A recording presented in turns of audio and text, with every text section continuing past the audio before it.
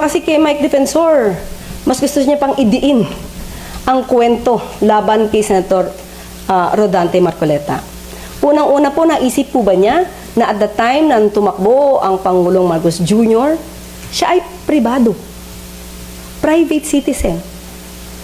Iba naman po ang sitwasyon ni Senator Rodante Marcoleta. At that time, siya ay congressman. At inamin niya sa kanyang programa na ayaw ipaalam ang identity ng mga donor. Sabi nga niya ay marami sila. Kaya nga iniisip ko yung 3 ba, ayun na ba yung marami? O baka meron pa, more than 3. At sinabi niya ay ibibigay namin sa ito at ito ay gawin mo na lang utang na loob. So magkaiba po ang sitwasyon at estado ng Pangulo at the time na tumakbo siya ay pribado, at at the time Congressman Marcoleta ay isang congressman. Pangalawa, si Senator Rodante Marcoleta, hindi po niya dineclare ang sinasabing pondo.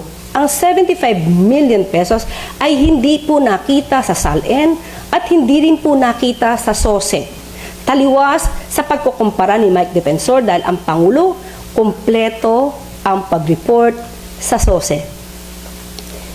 Kung hindi ito uminit at hindi ito na-issue, yung 75 million ay hindi nyo makikita kung saang record.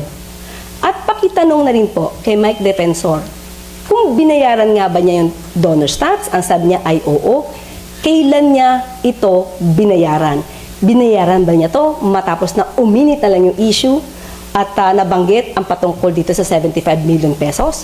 So, yun po ang malaking pagkakaiba. Kaya huwag niyo pong ikumpara dahil ibang-iba po ang nangyari at ginawa ni Senator Marcoleta sa pondong 75 million pesos.